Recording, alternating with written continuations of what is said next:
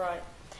This is Elinor Gibb and Jessica Bloom for the Heritage Project on the 29th of March 2015.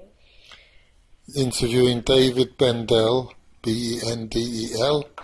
I was born the 27th of May 1942 at the Royal Palace of Hampton Court. Thank you. So, what was your family life like? Family life was excellent. Got two younger brothers. Dad had a small business, moderately successful. We had our own house in Stamford Hill, big Jewish community there. The primary school I went to was, you don't want that, Jetta? Yeah. School. Primary school was over 50% Jewish. My grammar school was over 50% Jewish. And I've always lived in a strong Jewish environment. So, what was your father's small business? Dad had a shirt factory. So when I left school, he wanted me to be articled to an accountant. And I had the ability and I had the GCEs for it. But they were only paying 2 guineas a week, which wasn't a lot of money even then. And he said, well, you're not going to do nothing, so you better come into business with me while I decide what I want to do with my life. So I spent a year or so with him. And did you enjoy it?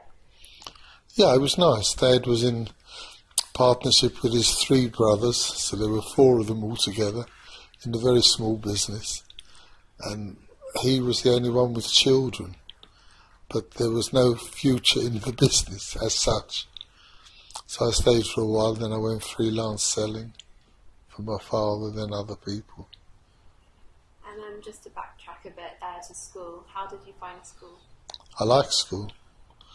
The teacher from the juniors lived round the corner, so we used to hang over the garden gate every morning, and he would gather about a dozen kids all together, and we all walked to school together, only 300 or 400 yards.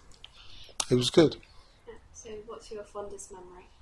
Of school, primary school? Oh, yeah, any stage of school. Oh, just the general atmosphere in the school. I like playing kiss chase and stuff like that. Just the general atmosphere. No one memory sticks out. And what are your key memories from not just school but your childhood in general? I suppose it hardly ever rained, but when it did rain, it rained very heavily. After school, we'd go with my brother and the boys in the road, who lived in the road. There were very few cars at that time. Played football and cricket in the street. Go down to Springfield Park, which was just round the corner to us. And what were your childhood dreams? I suppose my one recurring dream was of a dragon, and I went out to slay the dragon in the next road. And I remember having that 3 or 4 times a week. I would dream of this blooming dragon. And career-wise, what was your dream? I had no idea what I wanted to do or what I wanted to be. I knew I didn't want to spend my life in a factory, as my dad did. So I got on the road selling and then buying and selling. So what did you do after you left? You went freelance after... Yeah, I sold my dad's shirts. There's a wonderful old gentleman in Birmingham called Solly Rose, who had a large wholesale business. And I was doing business with his brother. And I was travelling up to Birmingham. And the brother said, go and see my kid brother and he'll give you something. And he gave me trousers to sell. And I never sold trousers before. But they were so cheap, they flew out. And he thought I was the Messiah. I sold a lot of trousers. So were you always in the clothing business? Always in the clothing, yeah. And did you... Always menswear. And did you create your own business after this? Yeah. I was selling shirts and trousers. Then he gave me jackets.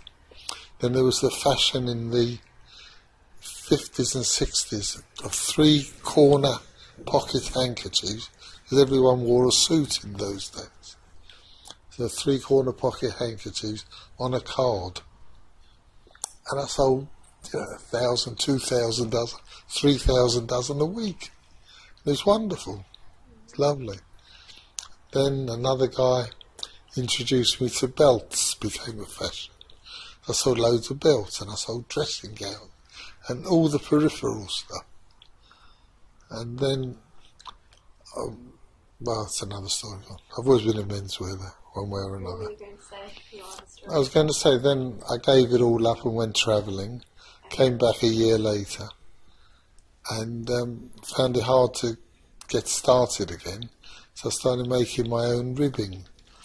The fashion was a navy blue nylon jacket with red, white and blue cuffs and collar, and I discovered that there was a shortage of the red, white and blue, so I started manufacturing that from Leicester.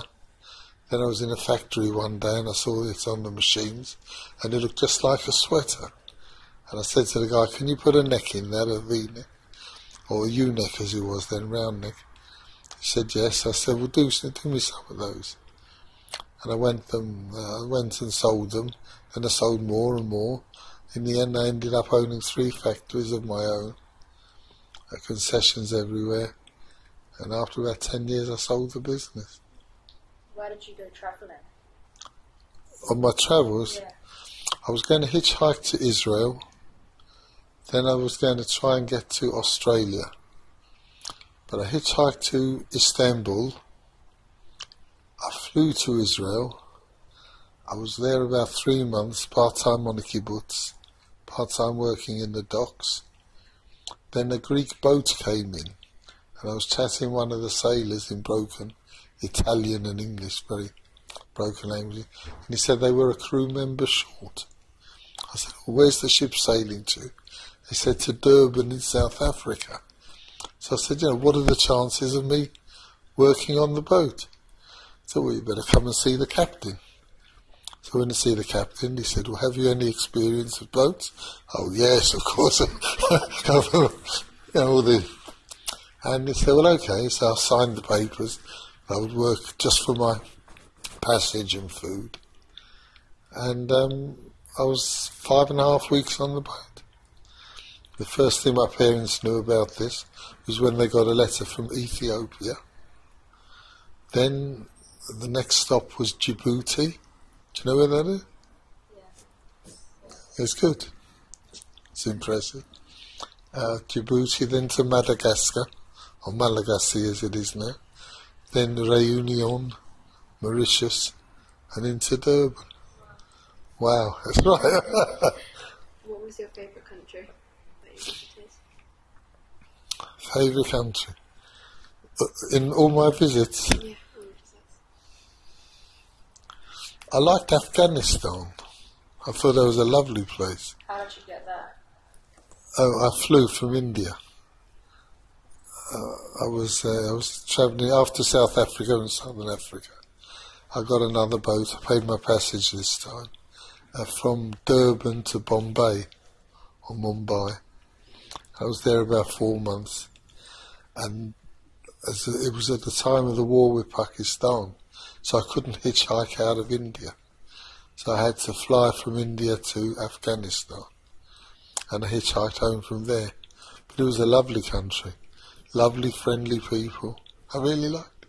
What's your fondest memory of your time in Afghanistan? Meeting up with Jewish family there. Just the warmth of the people. I mean, to see a camel caravan with 200 or 300 camels. Terrific. How did you hitchhike? How did you do Well, in it? Afghanistan it was very difficult because there's next to no private cars, there were very few lorries. So in Afghanistan I wasn't hitching so much as travelling by bus. Right. But I went from Kabul I went to Balkh in the north, and I came back to Kabul, went to Kandahar, then Herat. I was sleeping on the floor in a caravanserai, which is a kind of mud hut, if you like, that provides the basic tea and cheese and bread for the travellers. And I travelled there with the people, very friendly. There's always someone who spoke a bit of English or a bit of French. I enjoyed my time there. Did you have any bad experiences hitchhiking? You heard the expression, even the bad times were good. I mean, my first lift, I remember, from the docks in Ostend, was with a little Belgian priest, little round, must have been in his 70s, short, tubby, round guy, lovely guy, and he was going to the outskirts of Brussels. He said he'd give me a lift, but every time he changed gear, his hand would touch my leg. That was the first thing. I thought, wow, is this what it's in for? But that was a bad one. Well, not bad, but, you know, it was funny at the time. And so you mentioned you lived in the East End. Yeah. What was the East End community like? Not quite the East End, in Hackney. Yeah. Not quite the East End. It was nice. My first home was in Kazanov Road, which is a very well-known road, very Frum road now. And my dad was in the Air Force during the war. And I was there till I was 2. Then they bought a house in Clapton Common, Stamford Hill. And I was there until I got married, 30 years and later, nearly. So yeah, really good memories. It's nice. What's your favourite memory? I don't know. I suppose being at the boys' club, I was at Victoria, Boys and Girls Club for about 7-8 years. And the friendships I made there. I used to go camping nearly every weekend. From Pesach we'd start, and we closed down the camps after Simchat Torah. And I would go most weekends down there. Enjoyed that. So what kind of things were you doing when you were travelling? What were you doing in the different countries? Mainly, what was I doing? When in Israel I was working on the docks, sweeping away puddles, because in December and January it rained quite a bit. I was working for a while, just casual labour, for a guy who was a soft drinks wholesaler. So I was loading up boxes of bottles of Coca-Cola and Orangina, that sort of stuff, onto lorries. I was I was working on the boat 5.5 weeks, and there I was either painting the boat with red lead paint, which is illegal and has been for 30 years, and what else? And scraping the rust off so it could prepare for the undercoat and the paint. In South Africa I was delivering cars from the factory, and because I was a white guy they gave me the Chevrolet, and the black guys, they had the Vauxhalls and Opals, and I enjoyed that. I travelled all over South Africa, and because I was a white guy I was at the head of the convoy and the 20 cars behind me. That was enjoyable. I also worked in a menswear shop in Port Elizabeth, where my cousin lived. I worked in a large store in Cape Town. I was in Swaziland, and I got a job. I tried to get a job in an asbestos mine, when nobody knew that asbestos was a killer. And the job was as a carpenter. I can't even knock a nail in. So they said, "Are you a carpenter?" "Oh yes, I'm a carpenter." So "Where are your tools?" I said, "Well, I can't go travelling with tools." I said, "No, we need someone with their own tools." So I didn't get that job. I got arrested by the police in Swaziland because I did nothing. I was hitchhiking, and at the time, you're familiar with Rhodesia, UDI, Zimbabwe? Well, before it was Zimbabwe, it was a British colony, and the white, I don't know what he was, Prime Minister, if you like, had just declared independence. And there was a lot of controversy. It was a big thing. This was 1965. And the British Army sent a team of signallers down to set up a radio station in Swaziland. And I was arrested, and they thought I was a deserter. But I proved that I wasn't, showed my passport and all that. They said, there's a friend of mine got an orange plantation. He needs a manager. I said, I'm very experienced in oranges. So I got a job there. But the job, I walked out after about a week because the place was crawling with snakes. And one of the guys got killed there. It was a black mamba. And I thought, it's not for me. But Swaziland was a lovely country. High mountains, rolling hills. The girls I had the job of sorting out the good oranges from the bad oranges. I knew nothing about it. If they got a badly marked, it's no good. And in South Africa and a lot of these countries, it's very hard to buy a decent orange because all the good ones go for export. So all they have there are the marked ones, class 2. But it was fantastic, and must have been about 50, 80 girls in the packing room, all out spanning oranges. And it's bitterly cold in the mornings, so they all came to work in heavy blankets. Seen them on the telly in South Africa. And by 11 o'clock in the morning, they're all bare-chested. And I've never seen bare-chested women. And I was so embarrassed. I enjoyed Swaziland. I was in Mozambique for a while. I set up a little business there. I did well in Mozambique. A place called Maputo. Used to be Lorenzo Marx. I was hiring out boats and to an island about an hour away, day trips. And did that 2 or 3 times. And I got arrested there as well. And I was in jail there for about 4 or 5 days. But again, for nothing. A guy in the pub one night, in the bar, asked me if I'd be willing to drive a lorry load of guns over the border. I said, yes, I'd do that.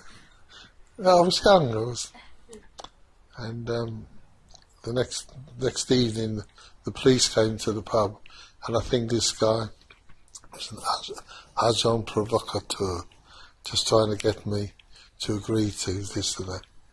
So they held me for about 4 days and questioned every day. I was in a cell smaller than this room, and there were 20 of us. We all slept on the floor on straw and let out, I think, half an hour in the morning just for a shower and a loo, and same in the evening, and bucket in the corner, as you can imagine. But the people were very nice. There was myself and a Swedish guy who'd missed his boat, he'd got drunk. Otherwise, all the rest of the guys were either petty criminals or I don't think there were any political guys there. But again, Mozambique there was a civil war going on between Mozambique and Portugal. And I had a good time there. Then I tried to get up to the Congo, the Belgian Congo. I thought I'd fight as a mercenary, and I knew nothing about it. But a lot of the guys who'd given me lifts in South Africa, they all told me they used to get to the town and loot the jewellery shop and that sort of thing. I thought, that's for me, I'll never go there. But nothing ever came, and I got arrested trying to cross into Rhodesia. They threw me back to South Africa. First of all, Mozambique threw me out into South Africa. Then I tried to get up to the Congo. Then they threw me back. And then I caught a boat from Durban. And the first stop was Lorenzo Marx. And the guy from immigration was the same secret policeman who'd arrested me. So I ducked round the corner. David, he goes, come here, how are you? Haven't seen? I thought, I'm only passing. No problem, go and see your friends in the bars and all that. So that was nice. Then I went up to, I think, Inhambane, which is the 3rd town in Mozambique, Beira, Dar es Salaam, Zanzibar, then Seychelles, and into Bombay.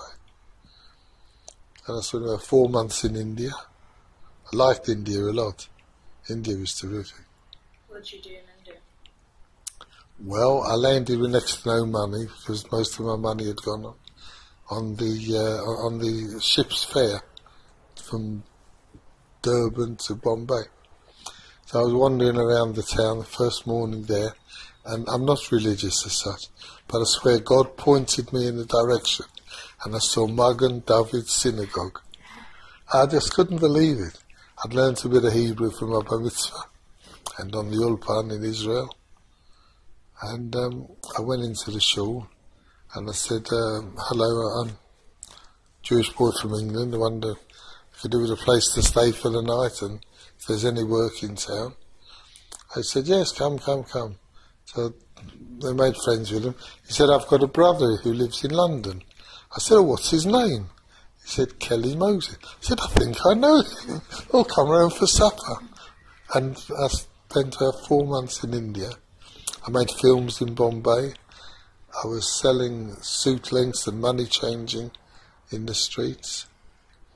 And I was travelling. There was a Jewish Miss India in the early 60s. And her father ran a transport company. And I was on these lorries with the Sikh drivers, from Bombay to the south. Took about a month's return journey. Slow road. So they managed to get me lifts on the lorries. I went to see the Jews in Cochin. I saw the one Jewish family in Bangalore, his brother who lived in Mysore, travelled in India, Hyderabad, Madras, all over. And I got up to Delhi, Agra, Jaipur, and to Afghanistan. And from there you couldn't work in the Arab countries, but you're just hitchhiking. People were very hospitable. You told a good story, they gave you a meal. And that was it. So I was away for 13 months. What year were you in India? I left England on my father's birthday, which is November the 10th, 1964, and I got back December the 20th, 1965. And so you mentioned that you made a lot of friends on your travels. Yeah. So what did you do with your friends, like going out wise, just for fun? Well, English friends. Friends from all across the world. When you From India. Yeah. You don't want to know. The things young men do in holiday when they're abroad. No, we didn't get into mischief, but we were lads around town, if you like. We had good times. And so when you came back from your travels, what did you do? Well, I'd arranged before I left for a friend to look after my job. He could earn all the money, keep all the money he earned. But when I came back, it was agreed that I would have my job back. Well, before I went round all my customers and loaded them up with orders. So the first couple of months weren't very fruitful for him. So he chucked in the job. So I had no job to come back to. But when I was in India, I made a couple of films in Bollywood, only as an extra. And when I was in Mozambique and Southern Africa, I was in bars a lot, and I thought I'd like to get into that business, either the films or open a club, something like that. But I had no money. I couldn't get into the films because of equity, the union. So I started back with in the menswear. My dad had long retired by then. Had he? I don't remember. But he had no business. He was doing outdoor work, I think, for other people. So I went round to Solly Rose and he said, well, I could give you, but I've got someone on the road now. So that was no good. So then I met a guy, I was in a customer's one day, forget what I was selling, and he said, well, I've got a friend of mine who wants a salesman. So okay, I'll give it a go. And he was a strange man. I won't mention any name, but he was the best buyer I've ever seen. If you wanted £1 for that, he'd get it for threepence. He was terrific, and I learned a lot from him. I was with him for about 6 months, but he wasn't very fair to me. He didn't give me what he promised he'd give me.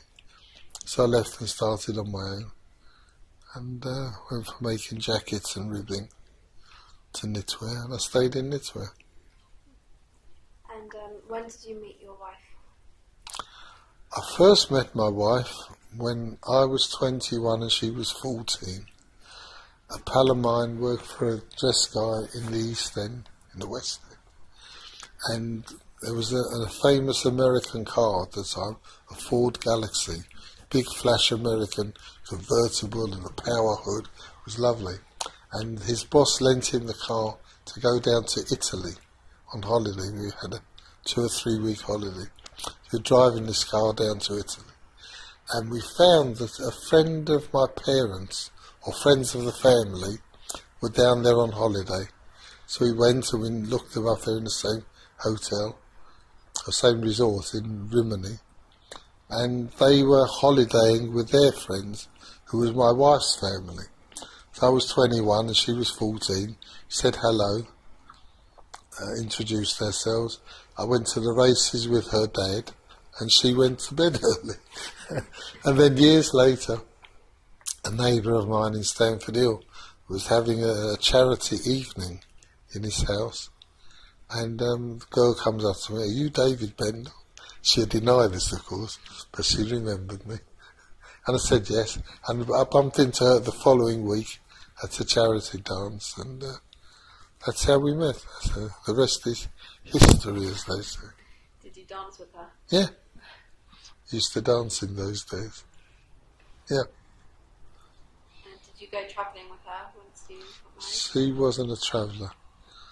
In my work, I did a lot of business in America, Hong Kong, a lot in Europe. I was travelling most months of the year. I would travel if not for a couple of weeks then, a day or so here or there. So she came, she was bringing up the children. We had 3 kids. But she used to come on occasion. But she's a hotel type traveller, not to bunk down in the back of a car somewhere. And did you have a bar mitzvah? Yes. Egerton Road, Shul, the full works. There's a place in London called the Spearmint Rhino Club, which is a lap dancing club. But at the time it was called the Empire Rooms, and they did Jewish bar mitzvah. I was there, kosher licensed a lot. Yeah.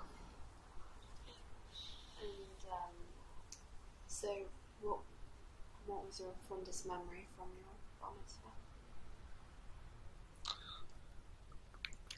I suppose getting it over with. I'm not a good speaker. I was very nervous in public, and to perform in shul, then to make a speech at the party. God, I was glad when it was all over. It just wasn't me. It wasn't for me at all. And did your sons have bar mitzvahs? Yes, they did. Yeah. My wife's family, my wife's mother converted in the liberal tradition, so we belonged to the liberal shul, and we joined Southgate Progressive, and the boys were mitzvahed there.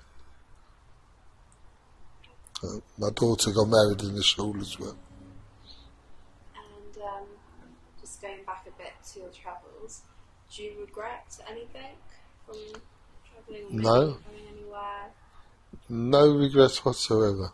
As I say, even the bad times were good. If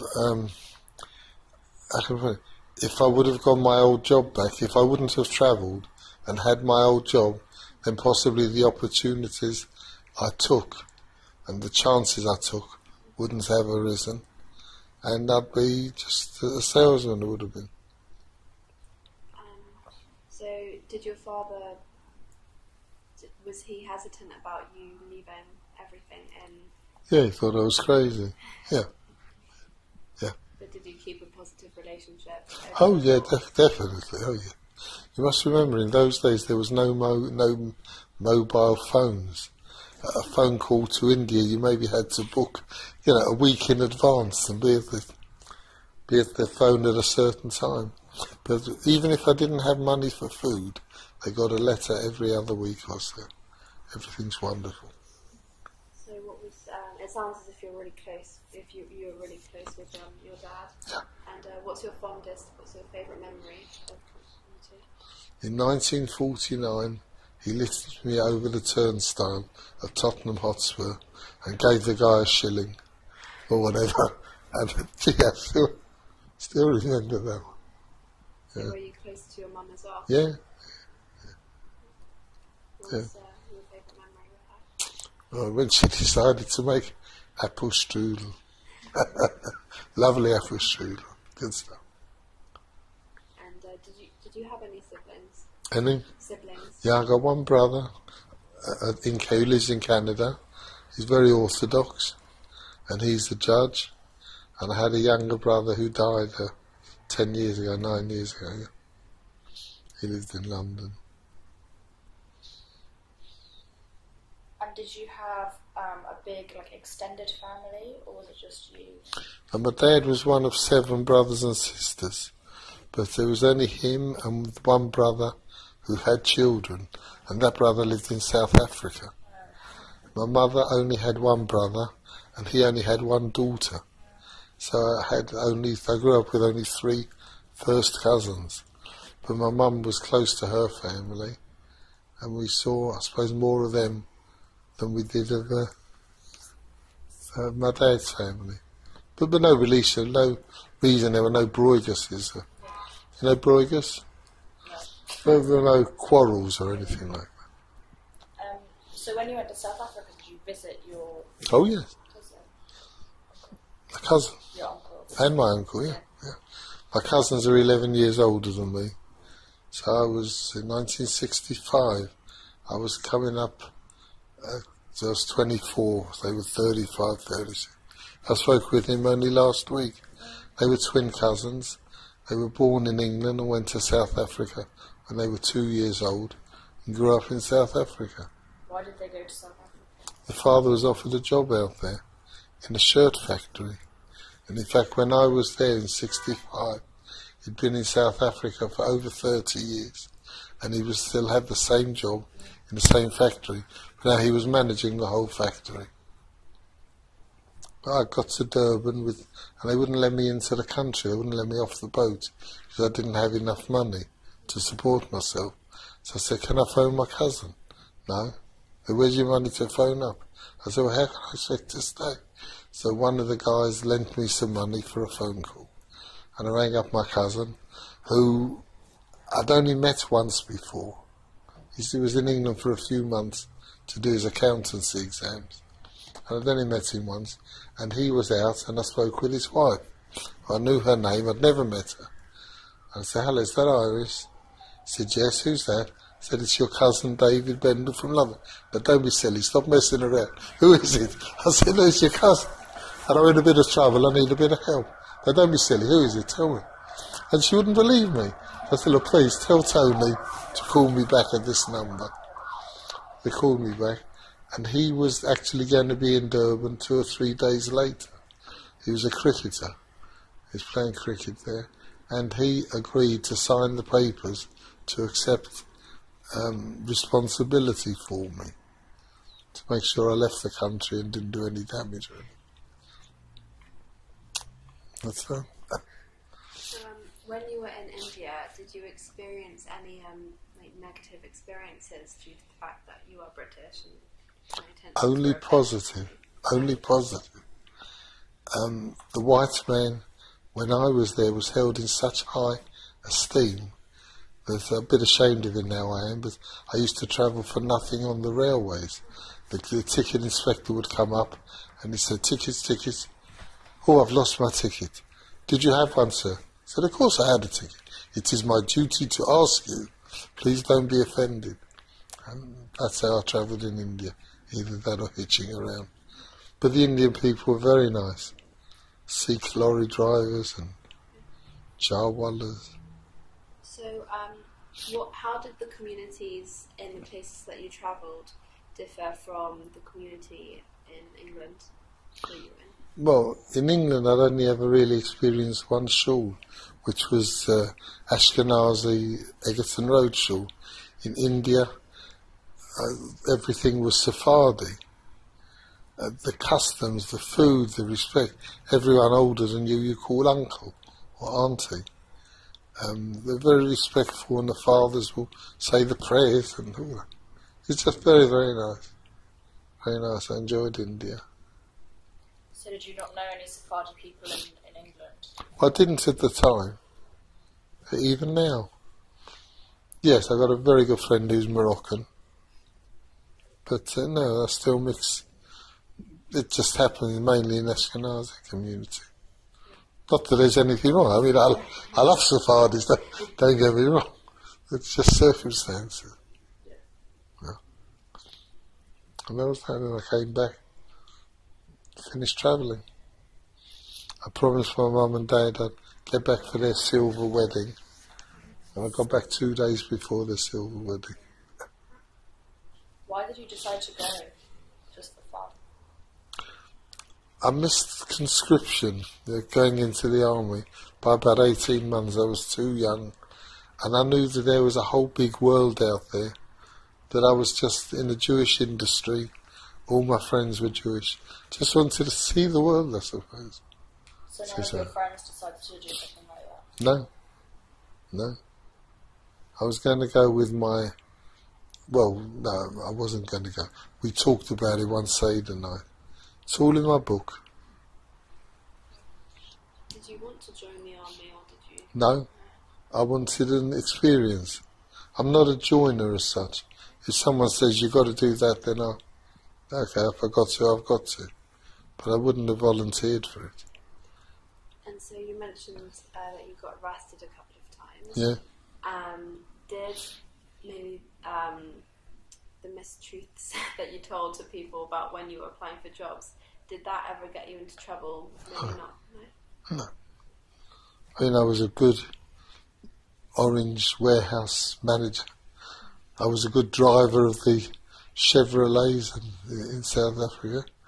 No, it was good. I was in the shop in Port Elizabeth once, and the black man came in. It's the time of apartheid, and he was a priest, had a dog collar on and all that. I said, "Good morning, can I help you, sir?" And I sold him a shirt or whatever he wanted. And the manager called me over afterwards. "You don't call them sir." I thought, fair enough. You know, South Africa's a lovely country, but it had its problems. Did it ever shock you, the racism that you saw? I never saw any real racism. Right. I mean, I never saw a black man being beaten.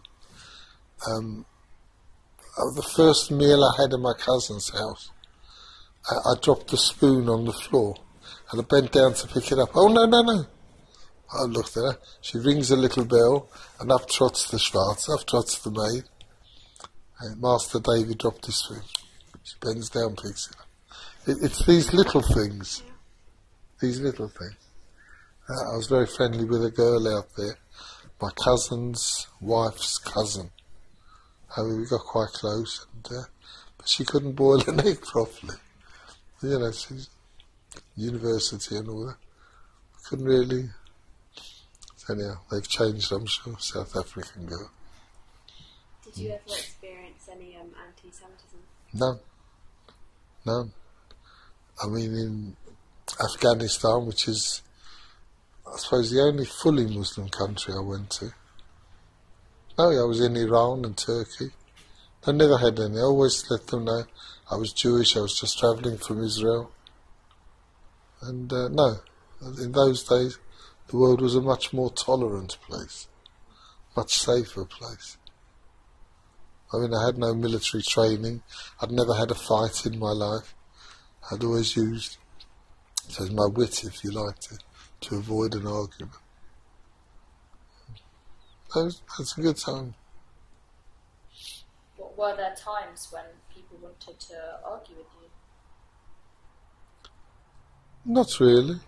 I mean, I never got drunk. I don't drink. I never mixed with the really bad boys, as such. I knew how to behave myself. I just went through life. No one ever tried to fight with. Well, one guy I had a fight with. It was their first port of call in Ethiopia, in a port called Massawa. And my job was to stop the Ethiopian dockers from going into the ship. They said they want to get into the ship and get into the cabins and see what they can steal. No one's to go down there, David. Okay, no problem. So this guy wanted to go down. He said, I want to use the toilet. He said, no, you go over the side like everyone. No. So he tried to push me.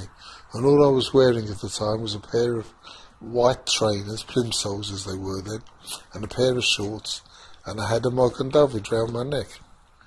So he goes, bloody white man. I said, piss off. And I pushed him away. Bloody Israel man, and I hit him. And he's the only one, and we were tumbling.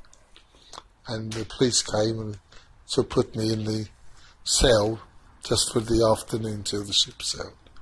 But that's the only fight I had. But it wasn't a fight, it was what they call handbags today. So how many times have you been arrested in total? Well, there's some stuff missing from my kibbutz the day after I left. So they traced me and they looked through my belongings. I mean, I've never stolen a thing in my life, except the car once, but I've left that where... What's that story? No. But I've never stolen anything, and they kept it maliciously. And they arrested me, took me off to the station, searched through my belongings. That was okay. Then I got arrested in Ethiopia. Then in quick succession, Mozambique, South Africa, Rhodesia. Then in Swaziland as a deserter. Then in India, I got arrested as a Pakistani spy. It's the time of the war in '65. And they took me in for questioning. And again, this was not really arrested. I called it taken in for questioning. I was there, where else? And my last night in Belgium, last night before I came back, I had no money, and it was a cold, wet night, so I went to the police station, and I said, have you got any room in the cells for me for the one night? And I slept there, and they woke me up for the boat in the morning. That was that. What was it like working on the kibbutz? What did you do? Well, lovely jobs on the kibbutz. Yeah. Really nice, enjoyed it. Excuse me. Because I got to the kibbutz late, it was a 6-month program. I didn't have a regular job, so I was a floater. Whoever didn't feel well, I would fill in for them. My first job was with the chicken sheds, and chickens stink. But my job, the chickens were all about 10 weeks old, and we had to catch them, put them in the cage, and send them off to the shoichet for market. But what you don't realise is that chickens, they wail. They sound just like babies. And I had 5 in each hand by one leg, upside down, 5 in the other hand, upside down, and chickens shit upwards, if you pardon the expression. So I had my cap pulled right down over my eyes. That was one good job. Another job I had was in the with the cows, just raking and mucking out. Job I didn't like was they had a fish pond there, and they would catch the fish in huge nets. A net bigger than this table. And we had to arrange the fish in boxes for market in a certain pattern, and all facing the same way. But the fish, they were flopping around. So it's fun. Yeah, so much fun there. That's the fish. And also they've got spikes in their dorsal fins. So your hands were pouring with blood if you picked them up wrong. It was freezing cold. It was in the winter at the time. That was the job. We had jobs with grapefruits or pomelos, and I've never seen such big fruit, and they must have been the size of a football, and they're mainly for juicing, but that was a nice job. But the trees are very spiky, not spines. Have you been there? You been to Israel? Yeah. You been up the tree? Sure. Well, and you get cut everywhere. That was that job. Another job was in the the nursery, but the tree nursery where they take cuttings and plant the cuttings, and then my job was after 3 years, only a job for a couple of days, pick them up and transport them to either to replant them or to sell them on to other people. It was all good jobs. Another job was spraying the paths with tractor oil to keep down the weeds. But you got oil everywhere. That's a crazy job. So you've mentioned that you've obviously had a lot of jobs. What was your favourite one? Well, what was my favourite one? I suppose going out with the boys in Bombay selling suit lengths. We had so much fun. What did you do? Just the stories we told, and the boys were very inventive. Do you have a favourite story? Well, we sold suit lengths. No, it's not right to tell this. What's my favourite? What's my favourite story? No, I enjoyed the filming in Bombay. I enjoyed... What was that like? What were you doing with the film? I was dancing, Dancing. believe it or not. There was a classic Indian Bollywood film called Love in Tokyo. If you ask any Indian gentleman, lady, over the age of about 40, oh, Love in Tokyo. It's like Singing in the Rain or something like that to English. Everyone knows it. And I was walking down the street one day. A guy came up to me, you speak English. Do you have a suit? I said, well, I've got a jacket. Do you want to appear in the films? So at first I thought it was going to be naughty films. So I said, well, what's involved? And they told me and how much they pay. I mean, about £1.50 a day and lunch. I thought, I'll do that. I had about 10 days filming. But it's a boring existence, because you sit around all day waiting for 10 minutes a day you may be in front of the cameras, and that gets cut down to 30 seconds you've seen it. I went to see the film. He was in London, and you know Whitechapel in the East End? I was doing business with a Sikh family in London, and I got friendly with one of the girls in the office there. So come, I'll take you to the pictures. I'll show you my film. And there I was on the screen. But when I got it out of a video shop, many years later, I'd been edited out. It's a shame. So I made a couple of films there, enjoyed that. And what did you learn most from your jobs? From my jobs. Nothing really. So turn up on time, keep your head down, don't make trouble. And I mean, none of them were career jobs, just life experience jobs.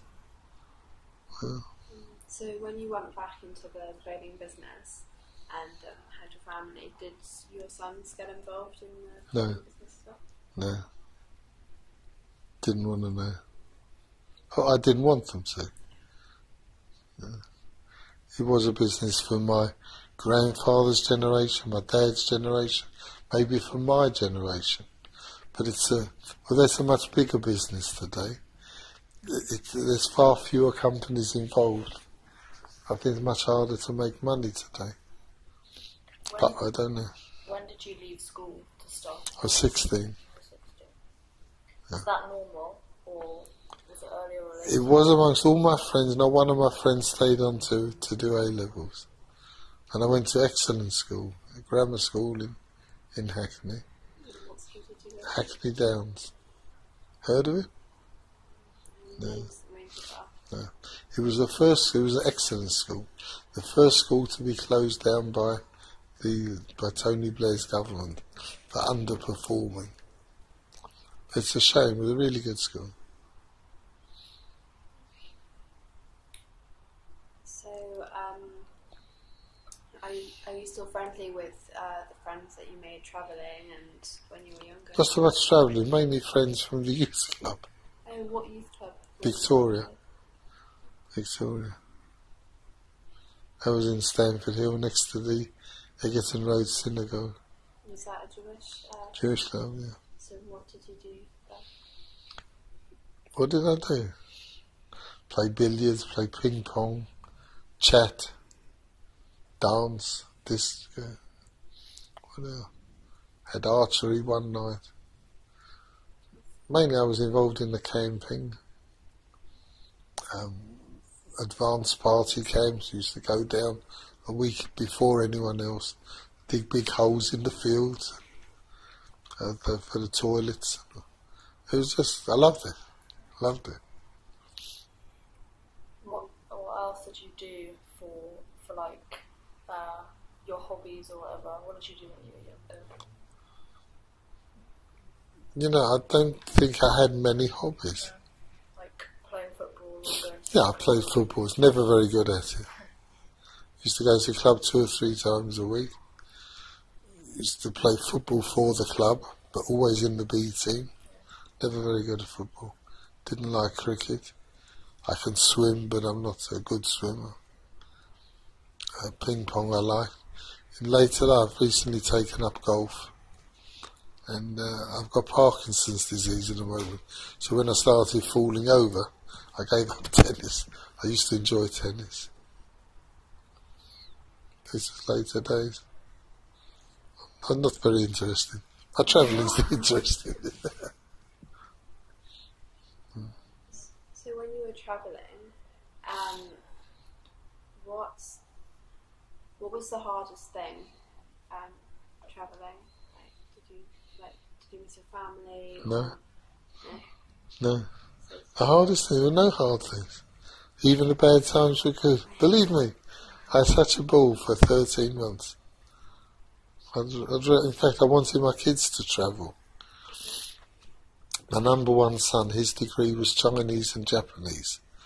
So his first job was in Japan, then Gibraltar. Now he's living in Spain and is a school teacher. My second son, he travelled to meet the first one who was in Australia, and he's a solicitor, lawyer in London. My daughter, her degree was Spanish and Portuguese, and she spent a year in Mexico. I visited her twice over there, and 3 months in Portugal, and I drove her down to the university. So I love travelling still. Yeah, so do you think your travelling definitely impacts your children's lives? I think it opened up the world to them. The number 2 son he was always more cautious. But financially he's probably the most successful of all of them. When you were travelling, did you just speak English, or were you learning their language? No, I got schoolboy French. I picked up basic Spanish. Could manage in Italian. I knew a little bit of German from Yiddish. I learnt Hebrew on the kibbutz. I learnt to swear in Greek on the boat. I learnt to swear in Arabic from being on the kibbutz. That's all. Hindi I learnt. Only to count, to swear. In later years I learned to count in Chinese, Turkish, all these countries I did business. So did that impact your business when you came back? Did you make international ties? Yeah. No, I mean Turkish I learned in later years through doing business. I mean I go into a Turkish restaurant now and I just say 1 or 2 things in Turkish. I mean I can't speak the language, don't get me wrong, but I know a few words more than the average Englishman. I can say that's good and that's too expensive. Every time they give me a bill, I say in fluent Turkish, that's too expensive. Oh! They just don't expect it. Yeah. And how was the food? What was, when you were travelling? Lovely. A lot of different foods. Wonderful. What was your favourite meal? Favourite meal? Gee. My favourite meal, I think, was when I was travelling in Israel, and I'd never seen falafel, hadn't arrived in England, and I was near Lake Tiberias, and there was a small cafe open, the only place open, and everyone was having falafel in pizza with salad, tahina. I said to them, what is it? They said, it's falafel. I said, well, what is it? Is it meat, fish? No, it's falafel. And I'd never tasted anything so delicious. And that, if anything, was one of my favourite meals. Still enjoy falafel. And your worst meal? Your worst meal? I didn't have bad meals. Believe it or not, I don't remember a bad meal. Were there times when you couldn't have a meal because you didn't have any money left? Yeah. So you just didn't have one? I could always schnorrer a meal. Do you know schnorrer? No. To become like a beggar. Yeah. And I worked up a good treat. You don't need it. You don't need it. I managed to get people to buy me a meal. Were you ever embarrassed at any point when you had to beg for food or No. sleep on the floor? No. No. Pretty thick-skinned. And I had a question.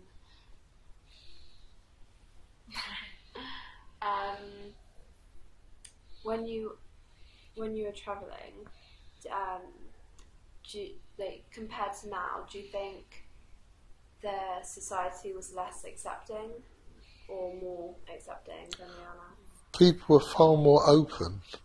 There wasn't the same tension as there is in the world now. I don't know if it's because I get older or what, as I get older, but if I see a man with a beard and a rucksack, I think, what's he carrying in it? You know, these thoughts never occurred to you. We didn't need the security that we've got now outside schools and schools, and the world was a far more tolerant place, far easier going place, much better place, I think. I think so.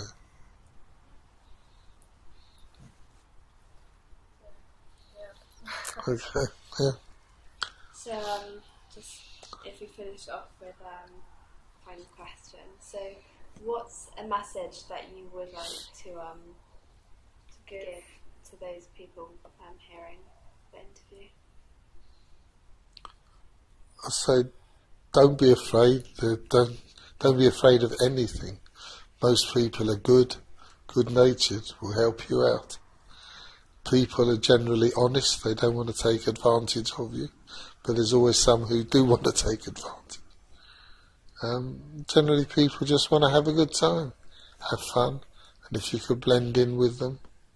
And I came back with an Indian accent. It's all you talk like that for. But you try and blend in, and had a really good time. The highlight of my life, if you like. Okay? So, I brought some photos.